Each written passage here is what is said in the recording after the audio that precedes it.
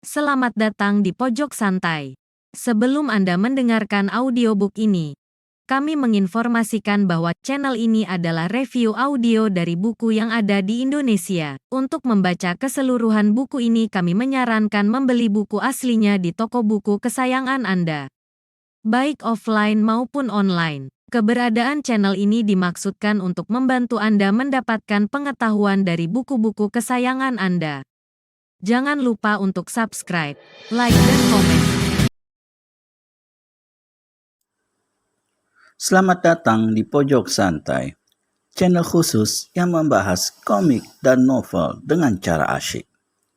Dewi Kerudung Biru seperti mengenali dengan baik Wiro Sableng. Siapakah Dewi Kerudung Biru sebenarnya? Yuk cari tahu di video berikut ini.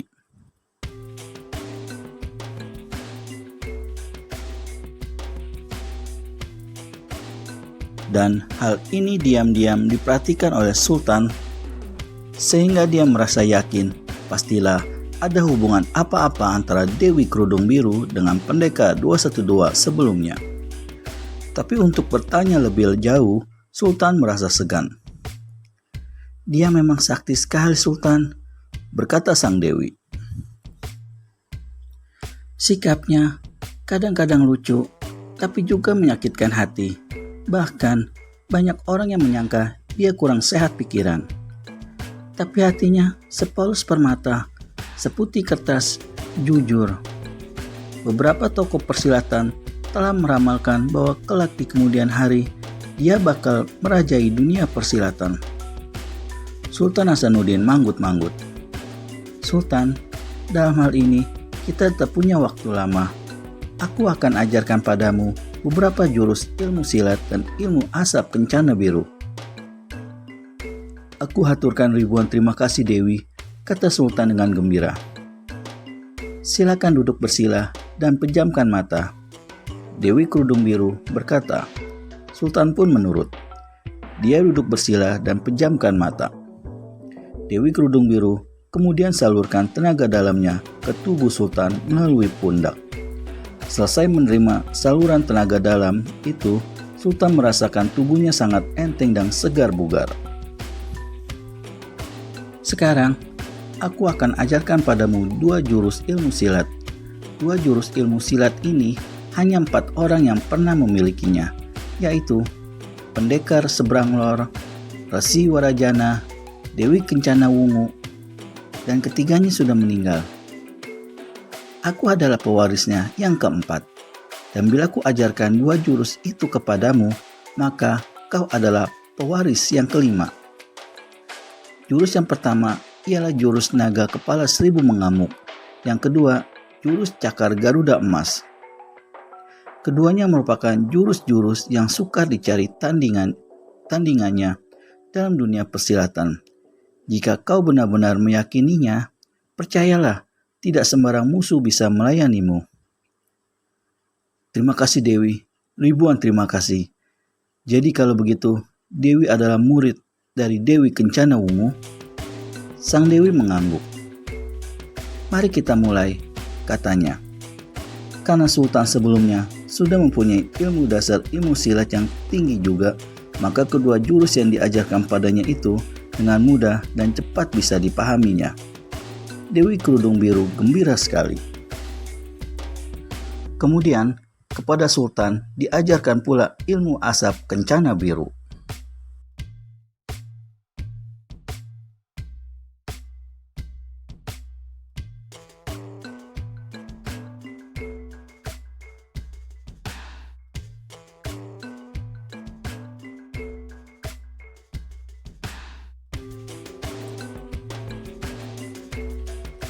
Ilmu ini agak sukar mula-mula dipahami oleh Sultan.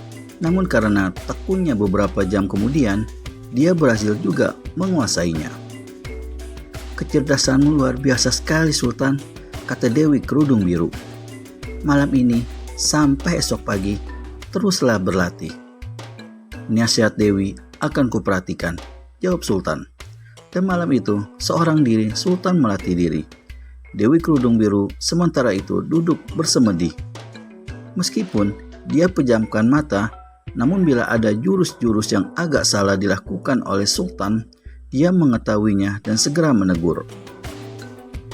Keesokan paginya, di luar gua burung-burung berkicau bersaut-sautan menyambut kedatangan pagi yang ditandai munculnya sang surya di ufuk timur. Di dalam gua, Sultan tengah duduk berhadap-hadapan dengan Dewi Kerudung Biru. Yakini dan pelajari terus ilmu-ilmu yang telah kau miliki itu, Sultan. Kelak kemudian hari, kau akan buktikan sendiri kemanfaatannya. Sekarang, selagi hari masih pagi, selagi udara masih segar, maka segeralah berangkat ke Demak. Dalam semendiku malam tadi, aku mendapat sedikit renungan petunjuk dari Yang Kuasa bahwa kekuasaan kaum pemberontak yang kini bercokol di Banten tidak akan lama. Sultan mengangguk. Dia memandang pada tubuh pendekar 212 yang sampai saat itu masih juga terbaring dalam pingsannya. Bagaimana dengan sahabatku ini, Dewi? Kalau bisa, aku ingin berangkat bersama-sama dengan dia. Dewi Kerudung Biru menggeleng. Dalam rencana untuk menumpas kaum pemberontak, dalam usaha menegakkan yang benar dan menghancurkan yang batil, kalian berdua sama satu tekad dan satu hati. Namun dalam pencapaiannya, masing-masing kalian mempunyai cara tersendiri. Harap kau bisa merenungi hal ini, Sultan. Sultan Hasanuddin termenung sejenak. Memang, ucapan Dewi Kerudung Biru itu dapat dipahaminya. Dia memandang lagi pada Wiro Sableng. Apakah dia akan segera siuman dan sembuh kembali, Dewi? Bertanya Sultan. Sang Dewi pun mengangguk.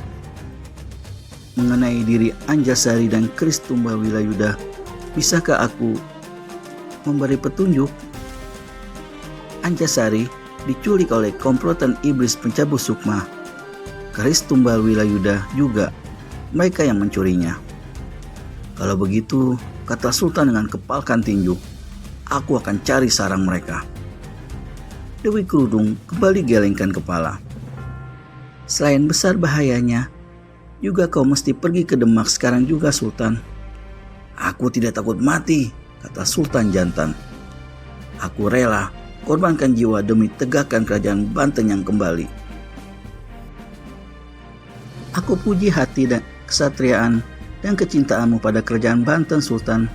Tapi ingat, agaknya caramu untuk mencapai rencana itu hanya dengan mengikuti kehendak hati sendiri. Salah-salah, kau bisa celaka. Dan Banten tetap dikuasai oleh kaum pemberontak Parit Wulung. Kalau begitu katamu, aku menurut, ujar Sultan Hasanuddin akhirnya. Tapi sebelum pergi, perkenankanlah aku melihat parasmu. Dewi Kerudung Biru menggeleng. Sayang, masih belum saatnya aku mengabulkan permintaanmu, Sultan. Harap dimaafkan. Sultan Hasanuddin menghela napas dalam. Dia ucapkan lagi rasa terima kasih yang sebesar-besarnya. Jasa dan pertolonganmu akan kuingat, akan dikenang oleh rakyat Banten. Di satu ketika, aku akan datang lagi menyambangimu, Dewi. Sultan mengangguk memberi hormat, lalu meninggalkan tempat itu. Kira-kira 3 kali sepeminuman teh lamanya, Sultan meninggalkan goa Dewi Kerudung Biru. Maka di hadapan jalan yang ditempuhnya, tahu-tahu muncullah 3 orang penunggang kuda. Ketiganya berjubah dan berkerudung kain merah darah. Anggota-anggota perkumpulan iblis pencabut sukma ternyata. Bisakah kiranya Sultan Hasanuddin menghadapi mereka dengan ilmu yang baru diajarkan Dewi Kerudung Biru? Temukan jawabannya di video selanjutnya hanya di channel Pojok Santai. Segera subscribe dan tekan tombol lonceng untuk mendapat notifikasi video terbaru dari kami. Terima kasih dan sampai bertemu kembali.